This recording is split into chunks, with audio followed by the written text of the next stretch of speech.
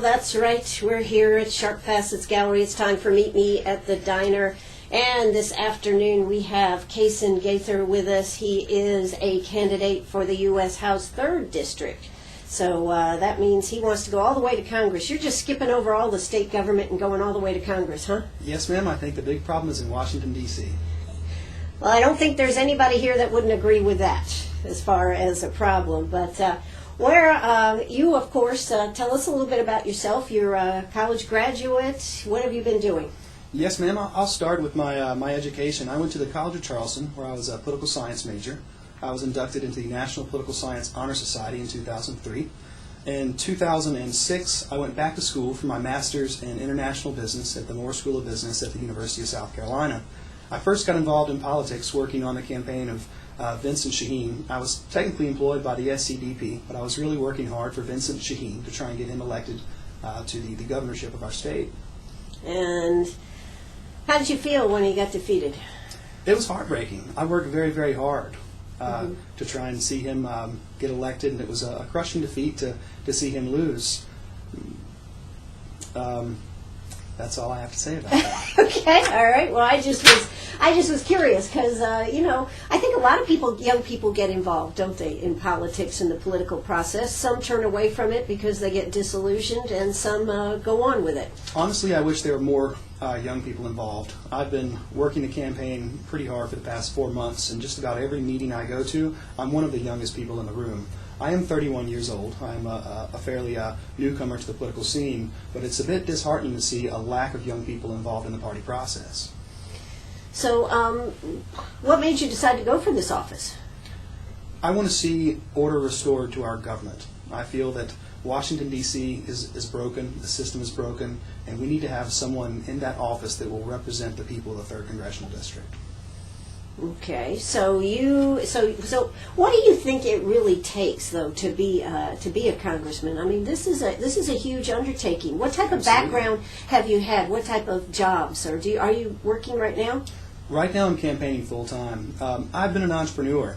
When I finished business school, I finished my master's in international business in May of 2008. I graduated into the teeth of the worst recession in 3 generations. Well, that should have toughened you up. Oh, it absolutely toughened me up. And within 5 months of graduating from one of the best international MBA programs in the country, if not the world, I was waiting tables. Mm-hmm. My generation got left out in the cold. I played by the rules. I worked hard. I studied hard. I kept my nose clean. And when it came time for me to reap the benefits of my education, the jobs weren't there. And that's what, in particular, drew me into the political process. I want to make sure that future generations, not just current people graduating from college, but 15 years, 10 years, 20 years down the road, that people have economic opportunity, and there are jobs in this country when they graduate from school. Well, what kind of things would you look at then, Cason, to prevent this? Because there are a lot of people working from all different directions to do this. So what would you look at and say, these are the things that I could make changes to? Specifically, I think my main focus of my campaign and the number one priority that I'll have in Congress will be making sure that our banking system is not taking advantage of the taxpayers. I don't want to see any more Washington bailouts of big Wall Street banks. Okay. And anything else? Specifically, I think that you have to separate investment banking from commercial banking. When banks are allowed to gamble with your money, taxpayers are left holding the bag, and that's not right. The only problem I have with the banking system now is it has been so pulled back that we have people that have good credit scores and good capabilities that cannot get loans. The banks are not loaning. Exactly. So, I mean, we have a double-edged problem. If we had the banks a little bit, I'll use the word looser, shall we say, they would be out there loaning money to be able to do startup businesses, to do some of these things. Just the housing market would recover because people would be able to get into houses. Now, maybe not to the extent that it was, but this is a big holdback on our economy. Yes, ma'am, you're exactly right. So how would you pull a balance there? Well, I think I keep coming back to the separation of investment and commercial banking. The FDIC, the Federal Deposit Insurance Corporation, insures consumer deposits up to $250,000 when they put their money in a bank. What happens is the bank then takes that money and they gamble with it. They invest in often risky bets, and when those bets don't work out, the taxpayers are left having to fit the bill. Until the banks have quote-unquote skin in the game, until they are held accountable for their risky bets, we're going to continue right down the road, and we're going to end up right where we were in 2008 with a financial collapse. And I want to avoid a financial collapse at all costs. Well, I don't see how anything can be happening along that line right now. I mean, we don't have anything happening with the banks right now. Well, we actually do. The Volcker rule was set to go into effect in July of 2012. And if you look in the past couple of weeks, just recently with J.P. Morgan Chase and their continuing losses, but that was their loss. That doesn't involve any people's money. That's their loss. There is a difference. If you look at Lehman Brothers, same concept. Well, Lehman Brothers, that may be different, but the current one was their loss. It was not taxpayers' money. It wasn't. This was their investment that was losing. None of the money that is invested for individuals is at risk. The fear is that you're going to have a domino effect. You have one big bank take one big loss, and it causes a ripple effect across the financial community, and you're right back where you were in 2008. So I ask you again, how do you stop that? How do you keep banks from not being involved in investing, whether it's investing in real estate, investing in businesses? How do you do that? I'm not opposed to banks investing. I'm opposed to banks investing with our money. You have to separate commercial banking and investment banking. If you put your money in the bank, it should be insured. Your money should be there, and the taxpayer shouldn't be there to fit the bill when that money is gambled away by Wall Street executives and then lost. It needs to be accounted for in that account. And the Volcker rule proposes that 97% of consumer deposits are kept on hand in the bank. That allows the banks to hedge and gamble with 3% of it so they can keep up with inflation and they can make moves to keep themselves profitable. But commercial banking, consumer banking shouldn't be an exciting prospect where hedge fund managers are making $15 million bonuses. Those guys that are making those bonuses aren't being compensated for taking safe bets. They're being compensated for taking risk. The problem is the risks they're taking are happening with our money. If they want to gamble their own money, I'm totally fine with that. Mm-hmm. But I think if you saw that separation of investment banking and commercial banking, I think you'd see those investment bankers making much more conservative bets. And when they bet wrong on a big bet and they lose, we're the ones that end up on the hook to fit that bill with the taxpayer bailout. Well, as far as our local banks here in South Carolina, I don't think we're having that problem. No, ma'am. This is more a Washington D.C. to Wall Street problem. Exactly, and we're trying to establish how we can help South Carolina and particularly the 3rd District here. Exactly, but I think one of the biggest problems that we have here in the 3rd District is the fact that people are not being able to get bank loans, and it's not just the 3rd District; it's across the state, it's across the country. You're exactly so right. As far as problems that we have out there with the banking, I think they have put such brakes on everything that there is nothing happening. Mm-hmm. So we're kind of at a standstill, aren't we? We are. Like I said, until there is reform within the system, until you separate commercial banking from investment banking, we're going to wind up right back where we were, with bankers taking gambles, with consumer deposits, which the government ends up having to bail out at the end of the day, which puts the taxpayer on the hook. And I'm opposed to that. Actually, we don't have to bail them out. You're insured up to $250,000, but we don't have to bail them out. That was a decision that was made. But to this day, nobody really knows what would have happened if they hadn't bailed it out. I shudder to think what our country would look like right now if our banking system had collapsed further than it had in 2008. We would be talking about not just a great recession, but a great global depression. Maybe, but we certainly have gone over the edge on bailing out certain ones that have been bailed out. Absolutely, I don't and the number of banks that have closed has been tremendous over the last 2.5-3 years now. Mm-hmm. So a lot of banks have been consolidated. They have definitely pulled back on what the banks are doing. Mm-hmm. But so your basic point is the difference between investment banking and commercial banking. Yes, ma'am. Okay. I guess we would say that the credit unions are pretty safe. I'd really have to do some more research on that. Speaking off the cuff, I don't know exactly what that market looks like. I'd have to do some more research to be able to answer that question intelligently. Okay, but as far as most of the banks here, they have been, any that were even close have been pulled back from the edge, and they're no longer there. I believe, all the banking in our area. You're talking about specifically on Wall Street. You know, okay. Well, let's move on and talk about something else, because we could spend the whole time going back and forth on this and not solve a thing. You're right, but I think it's important that we have this debate. Are we debating? You and I. I didn't know we were debating here today, We're absolutely Cason. not debating. Right. I think in our country, I think it's important for people to talk about it and to educate themselves on it. And as soon as you start talking about finances with most people, their eyes glaze over and they get this faraway look in their eye. But it's vital to the health of our country. It's something that I have some knowledge of, and I think it's important that we talk about it and we come to a consensus about how we move forward to prevent another collapse like we saw in 2008. Okay. Well, all right. We have touched on that subject. What other things, though? You were telling me before we came on the air here today that you thought that we needed more concentration on the 3rd District here as far as jobs and the economy. Absolutely. Now, as far as what do you see as an avenue to bring jobs into South Carolina as from a congressional, from the U.S. Congress?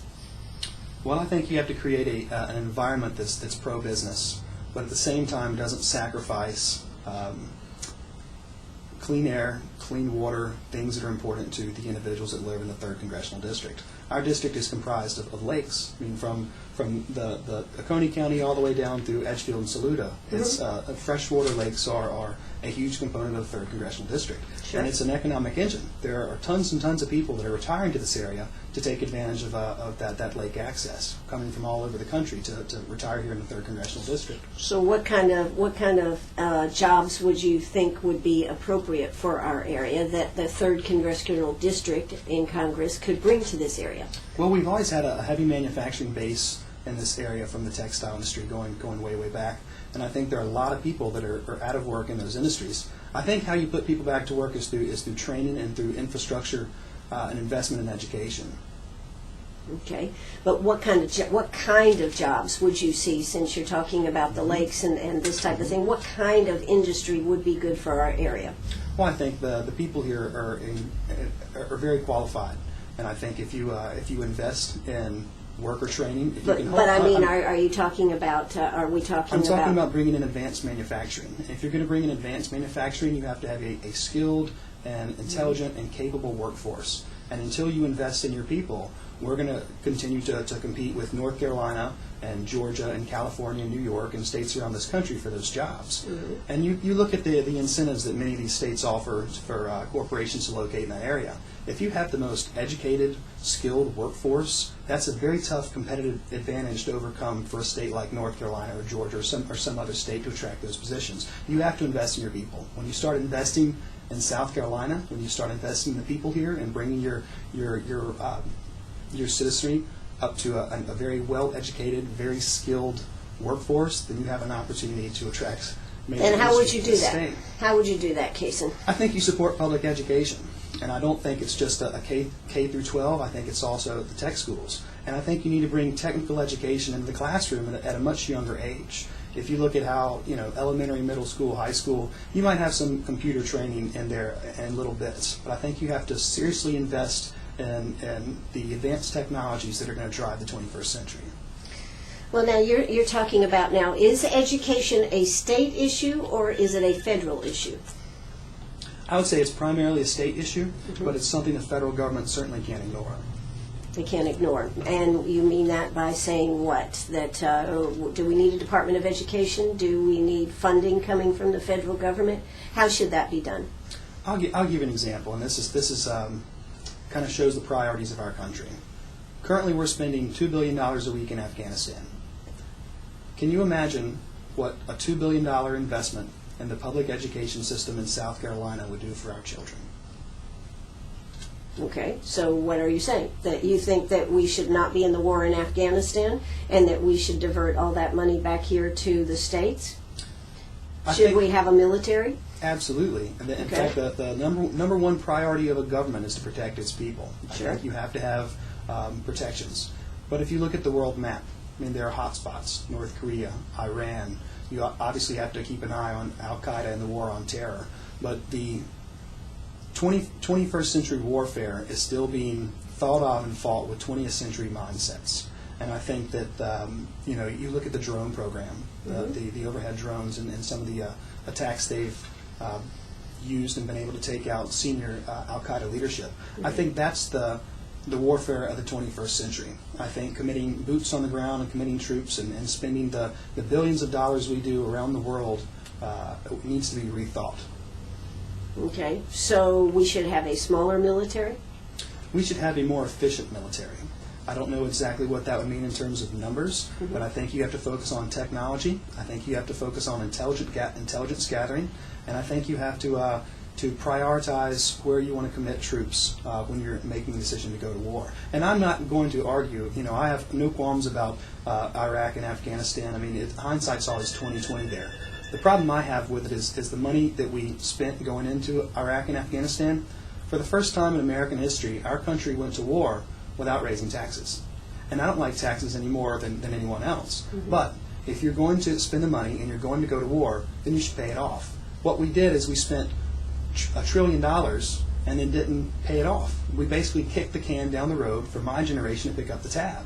And I don't think that's right. If you want to make the justification for the war in Iraq and Afghanistan and you want to go into those places, I'm not going to argue about the justification. All I'm going to say is pay it off and don't try and kick the can down the road and leave someone else to pick up the tab. Well, that all of that is very true. I mean, all of that's true. So, but if you went to Congress and you were in the 3rd Congressional Seat District, yes, ma'am. Where would you stand when they wanted to, because the troops technically, I think, are supposed to be out of Afghanistan, what is it now, 2012, 2013 maybe? Yes, we're ma'am. supposed to be out of there. Right. Do you think we should go ahead and get out now? I think the current timetable is appropriate. Okay. But like I said, if you look at where we spend our money, that's our priorities in our country. And personally, I would rather see people, our country, our taxpayers, invest their hard-earned money in education as opposed to destroying and then trying to rebuild a country halfway around the world. Sure. Okay. Well, I mean, I don't think you'll find a lot of argument on that. It would be nice to be able to spend that money here. Wouldn't it? Yeah. Like I said, can you imagine what a $2 billion investment would do for the education system in South Carolina? And that's what we're spending on a weekly basis in Afghanistan. Sure. But in the meantime, how would we go about How would we go about doing that? Would it flow from the federal government, or should it be through the states? Should there be lower taxes from the federal government so that the states have more money, or do we need to have more people working so that we have more of a tax base? I think you hit it with the latter point. You have to have people working. And again, it comes back to the financial collapse. I mean, the reason we have so many people not paying in the tax system right now is they can't find employment. If you could provide jobs to those people, and if you can get those people working and get them paying back into the system, you'll see the tax burden go down for everyone because everyone will be paying more of their fair share. Sure. Now, but part of the problem is we have a lot of regulations that keep coming down and keep coming down. Such as? Regulations on all type of businesses, whether it's the coal business, whether it's whatever type of business that you're looking at. We keep getting hit with more and more paperwork, more and more. Part of the problem, does anybody know where Obamacare is going? I don't know where Obamacare is going in terms of, regulations. I think that's something you obviously have to look into. But that's one where people, we have employers sitting on the sidelines in a lot of cases that are saying, not going to hire, not going to do anything, right. And staying static until I see the way things are going. I think that's a lot of the case with investors in our country. I think there are a lot of people that have money that would invest in the stock market, but they don't want to see their money go right out the window once again. I think you have to have stability in your financial markets before people will really come off the sidelines and start to reinvest that money. Well, I think when you talk about reinvesting in a new business, adding to your business, what are we talking about for investing? Both of those, all of the above. Okay, because I think a lot of people just don't want the headache, and every time you turn around, there's another piece of paperwork, or there's another regulation, or we keep looking at why should we do that if it's going to cost us more to be in business. I've been in business for a long time, and it just keeps getting more and more restrictive on what we can and can't do. Right. Is there a specific piece of regulation that applies to your business that you'd like to bring up? No. Okay. I don't want to talk about my business particularly because that doesn't, but I'm just saying there are all the time. What about, as far as, like I said, the energy business? They are coming down with all these regulations. We're coming down with regulations on, nobody knows what the tax structure is going to be. Right. So everybody is concerned. Are we going to invest in a country when we don't know where it's going? I think a lot of people have concern. How is this election going to turn out? Are we going to turn it around? Are we going to go? Which direction are we going? So from that standpoint, it's very difficult for people to make decisions. Yes, ma'am, you're correct. So if you were in Congress, would you look at businesses and say that, for example, the waters, let's talk about the water, and you're talking about the air and this type of thing, the regulations. Yes, ma'am. Should we make sure that we keep top-notch water quality? Should we make sure we keep top-notch air quality? Or should we unleash the hounds and say, hey, get the job done and invest kind of like they did after World War II, where they just said, let's do this? I think you have to maintain high standards of water quality and air quality. I like to fish, and I don't want any mercury and lead in the fish I catch in Lake Greenwood going into my body. I like clean air. My father has breathing problems with asthma. I see those direct correlations between the regulations put in place by the government to protect clean air and clean water is affecting my life personally. And I think most people, if you give them the option and say, would you rather have clean water or would you rather have mercury and lead in your water? Well, I don't think anybody is talking about mercury and lead in the water, but whether you keep it to the extreme standards or should you let off the brake a little bit and let people start building businesses and doing things that have held them back because it is so onerous to get into business. How many businesses, you have to go through so many regulations just to open a new business in this world. I mean, all the inspections and all the things that happen and how many things have to be fixed and refixed until the point that you just say, why should I do it? Right. But my statement on that is those regulations are keeping the American people safe. I wouldn't want business to have no oversight whatsoever where they were allowed to I think there's a big difference between. I think there's a big difference between pollute as much as you want to and just unleash the hounds a little bit so there is a little bit of freedom. We've never had so many regulations on these things as we have right now. But we are here with Cason Gaither. If you have a question or a comment, how about give us a call, 229-7984. That's 229-7984. We're going to hear South Carolina news in just 3 seconds, so don't you go away. We'll be right back. Oh, that's right. We're right here at Sharp Facets Gallery. Yes, I'm Ann Eller. I'm interviewing today Cason Gaither. He is the Democratic candidate for the U.S. House of Representatives in the 3rd District. And, Cason, one of the things that we were just talking about, Democrat, liberal? First and foremost, I'm an American. You're an American. I'm an American. I'm running on the Democratic ticket, and I believe partisanship is killing our country. The fact that people view themselves strictly as Republican or strictly as Democrat is hurting America. I think if you go back 10 years, 15, 20 years in our country, we weren't this partisan. Republicans work with Democrats, Democrats work with Republicans to ensure that we got stuff done in our country. And I think far too often people draw those distinction lines and vote based on a party as opposed to the person. And this is really not about parties, this is a question of issues. It is a question of issues, absolutely. But, the Congress up there can be pretty tough on those that don't vote the party line. I mean, I guess that's why they call them a whip. That's right. Yeah. Yes, ma'am. Yeah, so, where would you stand, I mean, as far as, you're saying that as a Democrat, do you view yourself as a liberal, or you feel you're more conservative? I feel like I'm right in the middle. I mean, I grew up conservative. Like I said, I'm an entrepreneur. I have a small business myself. I finished a master's in international business. I'm not a lawyer. And I look at issues and make an informed decision based on the information. I wouldn't vote along strictly on party lines. I think, again, it's not a question of party, it's a question of issues. It's about evaluating each particular bill, each particular vote, and what it's going to do for our country. And, this might sound crazy to hear, but if I was in Congress, I wouldn't vote 100% with the Democrats. I would make my own decision. I'm my own man. I'm not going up there to carry Barack Obama's water. I'm going up there to make sure that the constituents in the 3rd Congressional District have opportunity. Make sure they have jobs, make sure that there's economic prosperity, to make sure that there's a future for the young people that are growing up in this area. You know, one of the things that Congress decided to do up there was to have no earmarks. Right. No earmarks. What do you think about earmarks? I'm not in favor of earmarks. I can see where earmarks benefit certain districts, but I think when you wind up with a system that's nothing but pork, and congressmen and congresswomen are only looking out for their individual districts, that you sacrifice the whole based on the individual parts. It shouldn't be about what's best for the 3rd district or what's best for the 4th district. It should be what's best for the country. And I understand why congressmen do it. I understand why they have earmarks, but I don't think that's the right way to govern. I think you have to look at it holistically and not just break it down and just stake your claim. I think you're going up there to lead not just the 3rd Congressional District, but you're going up there to offer leadership for the country as a whole.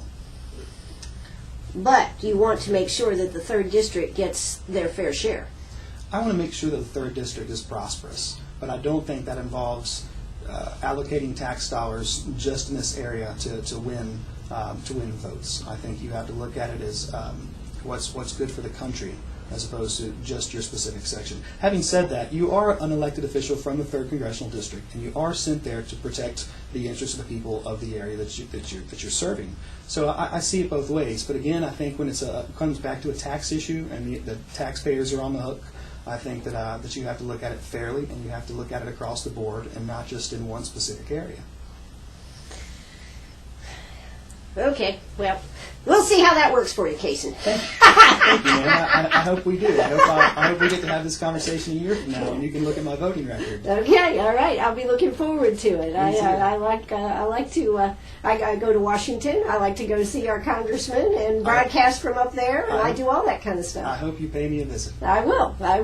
Maybe you'll let me use part of your office. Well, I don't know how big it'll be. I think coming in as a junior congressman, you're kind of on the lower end of the pecking order in terms of getting to draw for your congressional office. But I plan on, if elected, I'll probably keep a cot there and try and sleep out of my office to save some money. Okay, all right. And then eventually maybe you'll be able to work yourself up to a small pad that you share with somebody, right? Let's hope so. Fingers crossed. Okay. All right. Well, you have said that education is one of your big issues, educating our people here.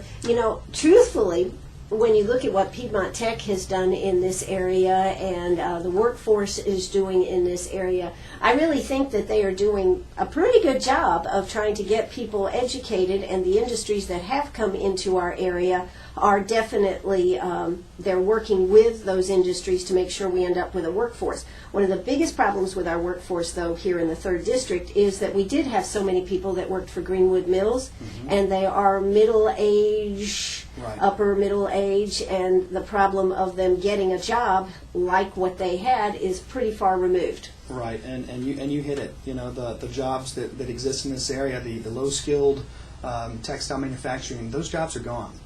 I hate to say it, but they're gone and they're not coming back. And the way to bring economic prosperity back here and to make sure that people are employed is to retrain your workers. But a lot of those workers, I'm not sure they can be retrained at this point. And what jobs they would actually be looking at, they can be retrained. That was a wrong statement. I think you can teach an old dog new tricks. No, that's not what I meant, though. I'm saying that they are at a point where a lot of the jobs that are coming out there now are very high technical skilled jobs, lots of computer work, and we have a workforce that for some of them, that would be a big stretch to go that direction, particularly at their age. Yes, ma'am. It is a stretch, but I think it's something that's necessary. I read a quote in the New York Times posted a few months back that said, "We've gone from a nation of Lewis and Clark to a nation of Elmer Fudd and Yosemite Sam." Mm-hmm. When we used to sacrifice and save for the benefit of our children, we look for the easy way out. We've become complacent with our affluence, and I don't think that's a good thing. I think that America should continue to strive to be the best. You look at our math and science scores. I mean, we're not in the top 20 anymore, and that's disheartening to think that school children around the world have surpassed American children as the best and the brightest, and I'm very uncomfortable with that. There's a statement I read in That Used to Be Us, written by Tom Friedman, published about 7 or 8 months ago. And the quote in there says that 53% of current PhD students in our country are supplied by 2 Chinese universities. The majority of PhD students in America right now, as we sit here talking, are Chinese. Why do you think that is? Just out of curiosity, because maybe baby boomers and everything gave too much. Frankly, they're outworking us. Like I said, we've become complacent with our affluence. Well, that's what I was saying. That baby boomers have given too much. No, I don't think you can pin it all on the baby boomers. I think it's just a cultural shift in our country. And if you look at my grandparents' generation, they were efficient. They didn't waste their resources. They were very mindful of being able to provide something to their children. And we still like to provide for our children, and we still, invest in efficiency. But I think you have to get back to a place in our country where instead of, coming home and watching Dancing with the Stars, that you help your children with their homework. We spend more money on video games in this country than we do on books.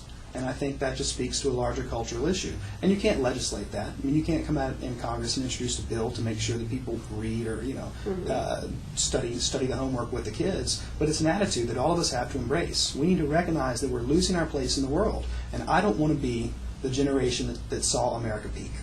I don't want to think that, the rest of my life is going to be watching my country decline. I want to make sure that my children and my children's children still grow up in America that resembles, the country I live in today, where there's economic opportunity, where hard work is rewarded.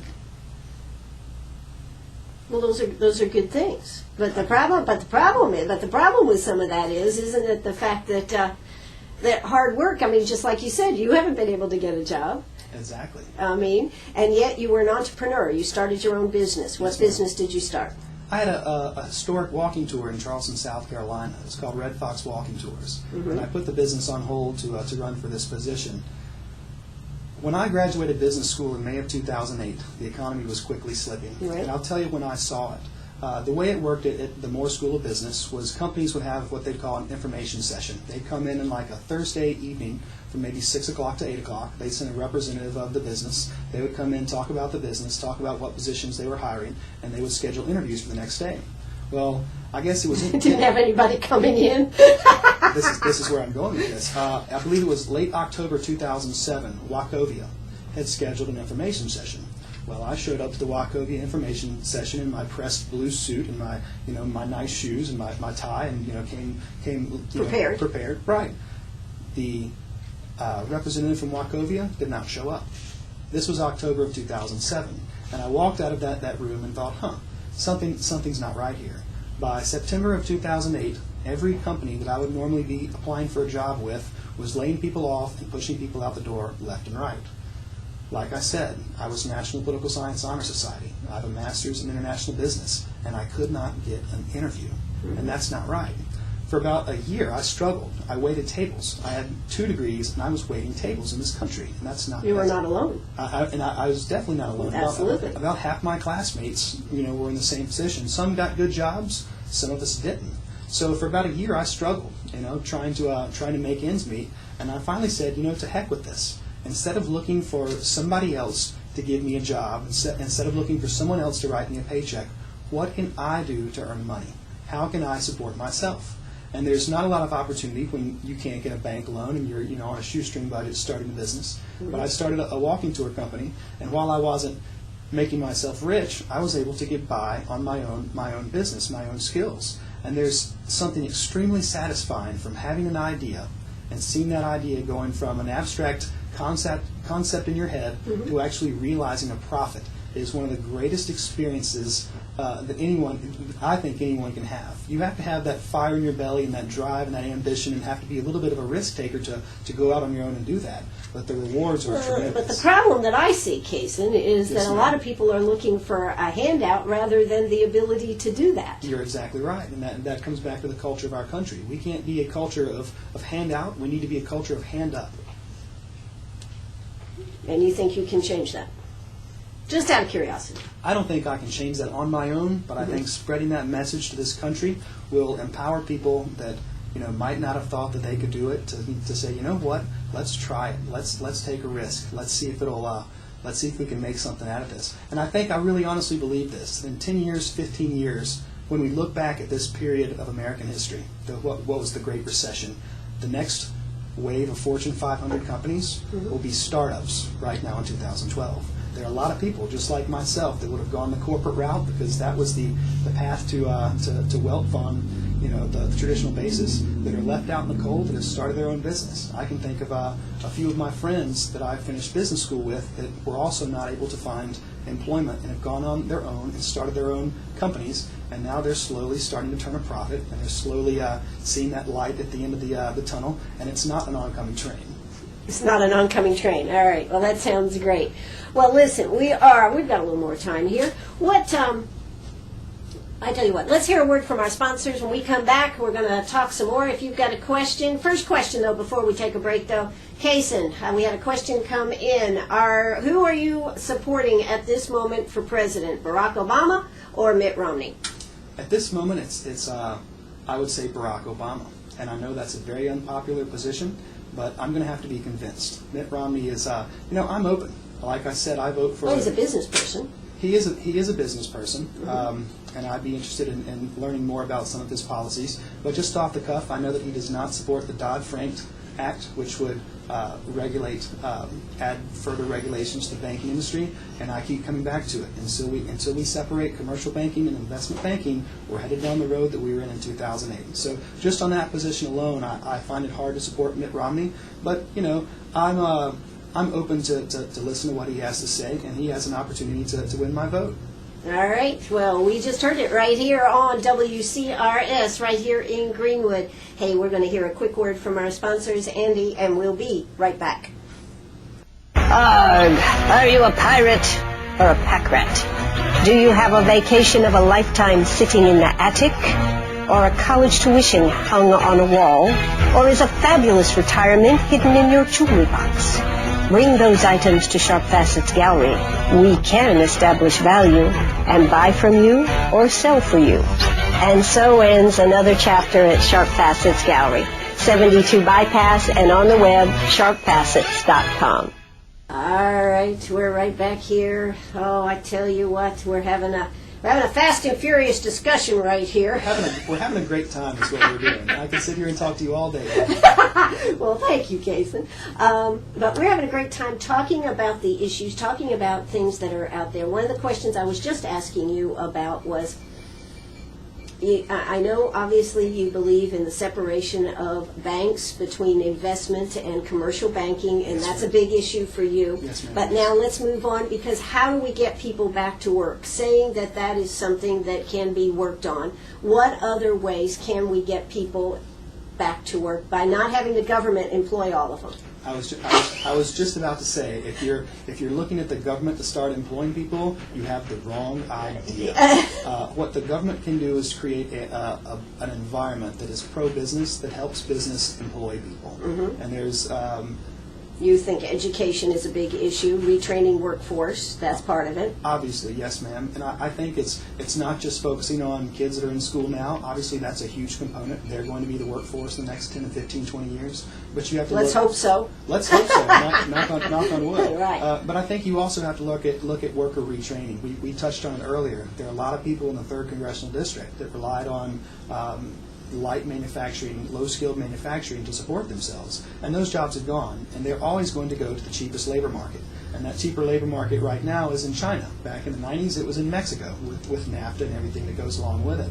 But should we try to bring those manufacturing jobs back to the United States? Absolutely. I think you absolutely have to bring those manufacturing. Or can we offer incentives to make them come back? I believe so. And there was a bill that was in Congress about 2 weeks ago, the Import-Export Bank, which was a fund set up to allow foreign companies to borrow money from the U.S. to purchase U.S. goods. Very similar to what was going on after World War II in the Marshall Plan. The U.S. loans the money out, they get the money back and a small return on the investment, plus it allows that foreign company to purchase our goods. And Boeing is a prime example of this. Okay, yes it is, absolutely. Boeing has made a big difference in our state. Yes, ma'am. And BMW as well. And if you look at BMW, you go back to BMW relocating in this area. When BMW came in, it also caused Michelin to come in. And there's a whole cluster of industries that have located up there near the Greer plant because it's an industrial hub of our state now. Sure. And I think that's fantastic. Absolutely. And part of the reason we need the port is because we need that direct route in and out of the state. Yes, ma'am, you're exactly right. So the port will be coming. What do you think of the fact that our state government went ahead and got the funds set aside to be able to, if the federal government doesn't come through with $120 million to support the port, the survey and doing the port? What do you think about our state government going ahead and doing this? I think it was a very progressive move on the part of the state. Like you said, the port in Charleston is vital to the economy of South Carolina, and we need to do everything in our power to make sure that port stays open and properly functioning and can compete with other ports around the country. Absolutely. So, the port is, and I think a lot of people don't realize that the port is important for Greenville and the upstate as it is for the coast. I think a lot of people don't understand that, so that's very important too. And thank you for bringing that up. Yeah, absolutely. Now, let's see. We had a call in, and then we're going to talk a little bit about immigration, and I understand you lived in Mexico for a while. I did. We're going to talk about that, but let me ask you this question here first. Barry Williams says, a state house survey only showed 40% of Democrats supported Obama. Why do you think that it is? Even Harpootlian disparaged Obama in private. Well, I don't agree with the president on a lot of issues. I'm going to have disagreement. I don't know why specifically. I know that there are a lot of people that are very dissatisfied with some of the things that our president has done since he's been in office. And like I said, I take issue with some of them as well. Why do you support him? Why would you, if you had to sum it up in a nutshell, why would you be voting for President Obama? That's a great question. And again, I think it comes back to looking at the two men running for the position. I don't think it's so much a question of party. I think it's a question of issues.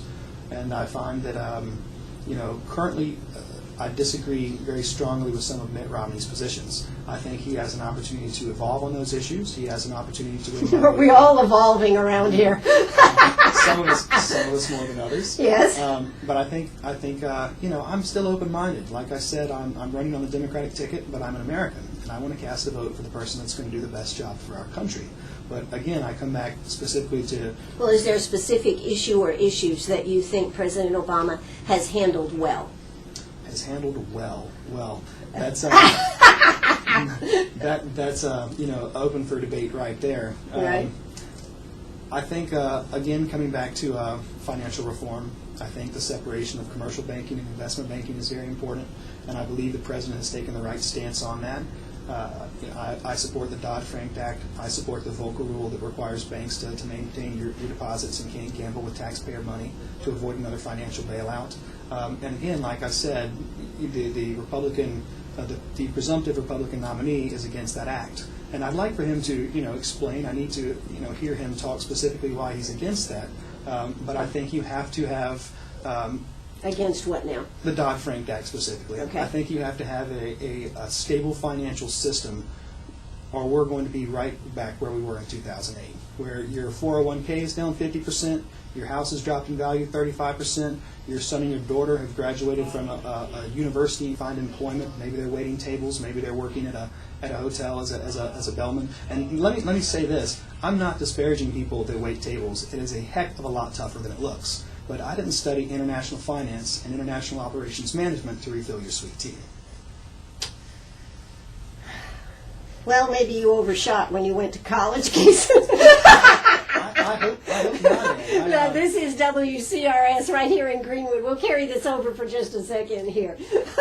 Sorry, I just had to say that because, we got so many kids, though, that have graduated from college and are going back to school for HVAC, for engineering, for a whole different category than what they went to school for because the jobs are available more for technical type jobs. Right. Yeah, exactly. You're exactly right. Yeah, so we're actually out of time, but I would like to very quickly, I'll give you a couple more minutes here, very quickly, say to you, what would you like our listeners to know about you? My philosophy in doing all these interviews and knocking myself out every day interviewing everybody I can interview for this political is to make sure that the people know who they're voting for. I think there's nothing worse than to just go in and say, well, that name looks good, and vote for that person. So go. You've got 2 minutes. I cannot agree with you more, Ann. And first and foremost, just let me say thank you for having me and allowing me this platform to speak and try and get my message out there.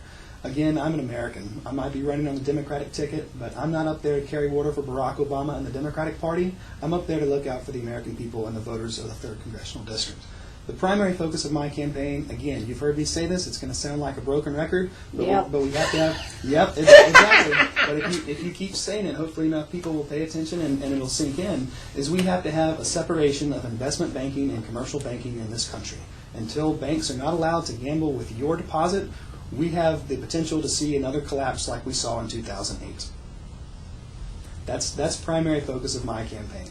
I want to see, second focus of my campaign is going to get the Political Action Committee money out of our government. Washington is broken. The system in D.C. is not working for the average American.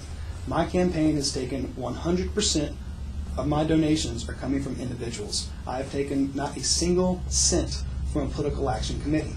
The current incumbent congressman from the 3rd Congressional District, as of April 2012, had taken about $230,000 from political action committees, totaling or accounting for 63% of his entire campaign budget for this election cycle. When I'm on the floor of the House of Representatives, or my opponent, the incumbent, is on the floor of the House of Representatives, who do you think he's looking out for?